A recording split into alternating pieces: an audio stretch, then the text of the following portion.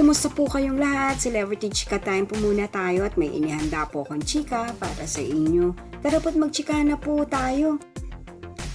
Naku, ayan, Asia's multimedia star na si Alden Richards, kanyang pagkalalaki, may nasabi itong si Lolit Solis. Yes, mga celebrity chika time, yan po ang ichichika ko sa inyo. Nalabas rin pong usap-usapan sa social media ng mga netizens, lalong-lalo na nga po ng mga followers sa supporters ni Alden. Super trending nga po ang lumabas na one-on-one interview ni Alden at Tony Gonzaga, kung kaya naman pati itong si Manay Lolit Solis ay may nasabi. Bago po tayo dumako riyan ay nais ko po munang batiin mga timbahay, team abroad at mga seniors natin dyan. Shout out po sa inyong lahat at happy Thursday po. Naging talk of the town nga po nang lumabas ang one-on-one interview ni Alden at Miss Tony Gonzaga sa Tony Talks na inilabas nga po ng mismong kaarawan ni Alden. Marami po ang naging usap-usapan patungkol po dito, lalong-lalo na nga po yung patungkol sa gender issue na ibinabato sa Asia's multimedia star.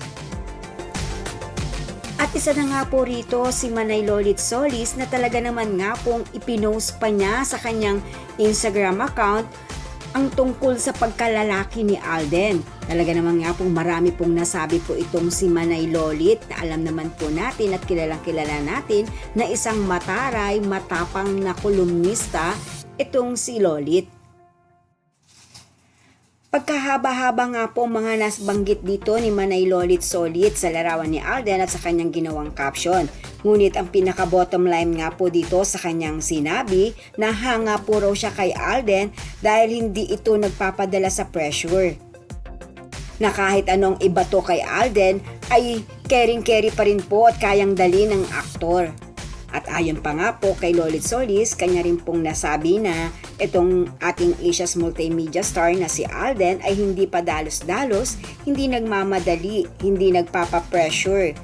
Iyan ang tunay na lalaki, may focus at tiwala sa sarili.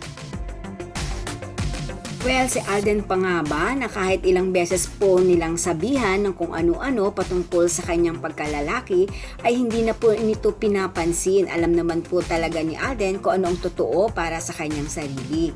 Kung kaya naman po itong si Manay Lolit ay patungkol pa rin po sa pagtatanggol ng kanyang ginagawa sa Asia's multimedia star. Yan po ang aking chika updates for today. Salamat po sa inyong panonood. Huwag po kalimutang mag-subscribe. Pwede po mag-comment sa ibaba. Basta't huwag lamang po harsh o nakakasakit sa isa't isa. Salamat po muli. Spread love, not hate.